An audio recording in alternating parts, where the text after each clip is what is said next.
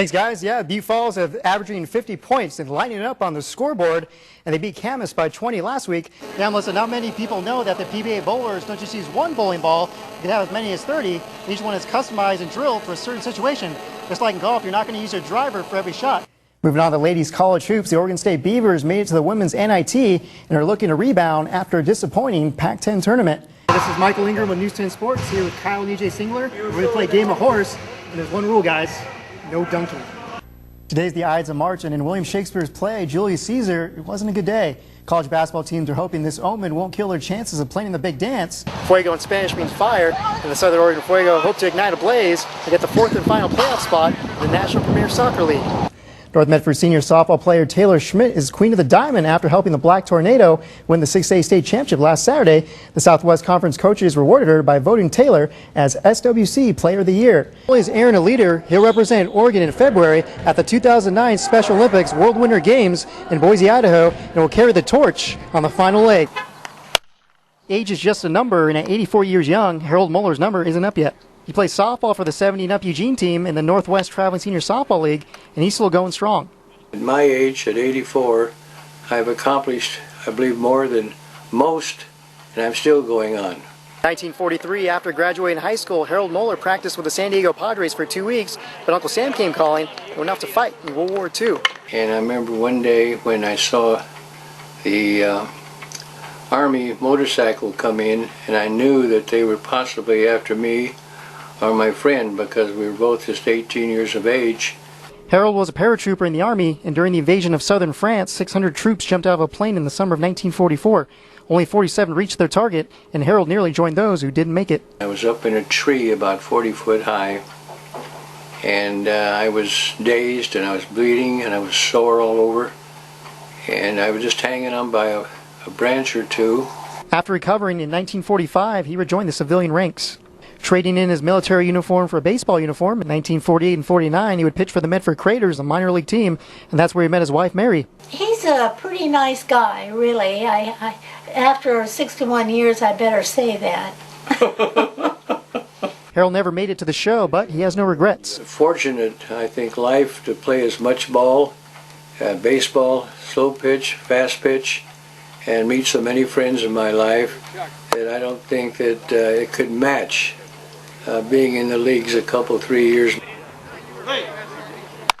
Harold Muller sacrificed his dreams to serve others. In Springfield, Michael Ingram, News 10 Sports. Grants Pass golfer Dan Balziger spends a lot of time at the Red Mountain Golf Course, always working to lower his score.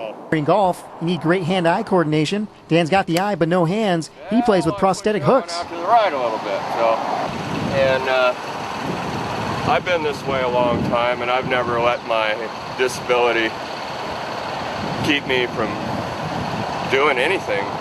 And Dan takes that confidence to the course every time he tees it up.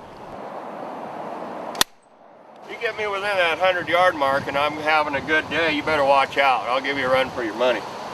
22 years ago, Dan was working in Klamath Falls painting a building, got caught in electrical lines and got electrocuted, causing both hands to get amputated. God had a purpose for me to not die that day, and I try to live that way every day. You know, you got to help people, and you got to do the right things in life. That's what's important. Dan's been golfing for 41 years, and there's no way he's going to stop just because of a bizarre accident. Ready to go. Losing my hands the way I did, and I'm proud of how I've dealt with it. I'm proud of who I've become. Dan encourages other golfers, and they're stunned at his mental toughness and his ability. It's really inspiring, and what's really good about it is he's a good golfer. And I was amazed. I mean, I played with him twice, and so far I haven't come close to beating anything he's done. The sky's the limit for Dan because he's hooked on life. In Grants Pass, Michael Ingram, News 10 Sports.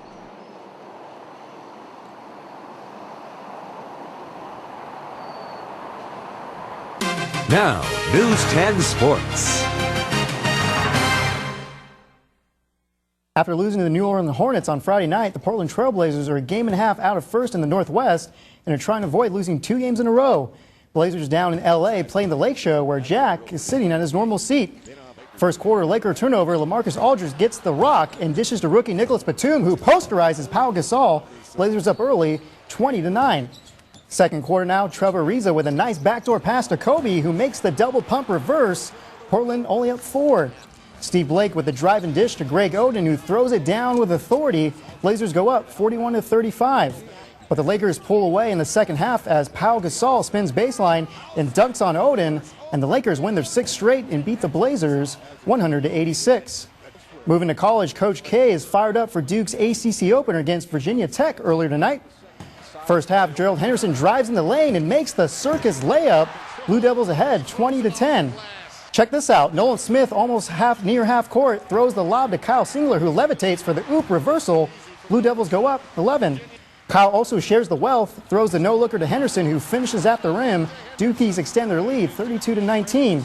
Second half, Nolan Smith threads the needle to Kyle, who gets the bucket underneath, +1. Kyle has a game-high 19, and Duke gets their first ACC win, 69-44. The Oregon State Beavers lost their Pac-10 conference opener on Friday night to UCLA. Today they were hoping to get back to 500 at 6-6. The Beavers taking on the other LA Pac-10 team, the Trojans, at Gill Coliseum. We take you to the end of regulation. Beavs down 3. Calvin Haynes uses the pick with Roland Schaffner, and Schaffner, with ice in his veins, hits the game-tying 3. So we go to overtime. Now in OT, we have deja vu. Beavs down 3 again, but Omari Johnson dials long distance to tie it up at 57. Oregon State looking to take the lead. Calvin Haynes drives and makes the difficult up and under lefty scoop shot, and the Beavs upset USC 62-58. The Ducks taking on UCLA at Mack Court earlier this afternoon. First half, Bruins on the break. Darren Collison feeds Alfred Aboya, filling the lane for the jam. UCLA ahead 4-0. Second half, Tawan Porter dishes to Cameron Brown, who pump fakes, then steps back and drains the 3 ball. Look at this, Brown's pump because Ducks are only down 3. Bruins ball, Josh Shipp uses the screen and fires from downtown. Bruins go back up 6. Tawan Porter now stops and pops for the high arc and rainbow from deep. Oregon down 64-60. But Josh Shipp, wide open in the corner, swishes another 3 and seals the deal. And the Ducks lose to the Bruins by 9, 83-74. Now the NFL, today was day 2 of the wildcard games. The Philadelphia Eagles are hoping to use their momentum after embarrassing the Cowboys last week. The Vikings hosting the Eagles for today's NFC wildcard game. Second quarter, things starting off well for Minnesota. Adrian Peterson explodes through the middle and has open seas ahead as he horsepowers 40 yards for the TD. Vikings up 7-6. Same quarter, Tavares Jackson back. Gets picked off by Asante Samuel, and Samuel spreads his wings and glides 44 yards for the return. Eagles up 9. Fourth quarter, Philly up 2. Donovan McNabb throws the screen to Brian Westbrook, who will go 71 yards for the score, and the Eagles win 26-14. The Ravens in Miami playing Chad Pennington and the Dolphins for the other AFC wildcard game. Second quarter, Pennington back to pass, looking, tries to go deep, but is intercepted by Ed Reed. Reed gets the ball, zigzags away from defenders, avoiding the Dolphins, and he flies down the right sideline, gets some nice blocks in front of him. He's at the 20, the 10, and takes it to the house for the 64-yard touchdown. Ravens up 10-3. Third quarter now, Dolphins just turning the ball over the whole game. Patrick Cobb fumbles the pigskin, and the Ravens recover. That would lead to this 8-yard tumble into the end zone by Leron McClain, and Baltimore beats Miami 27-9. Quote the Raven, nevermore. Kyle Singler looked good against Virginia Tech today. He did really good as a sophomore. He's doing really great. He got 19 points. That's good to see.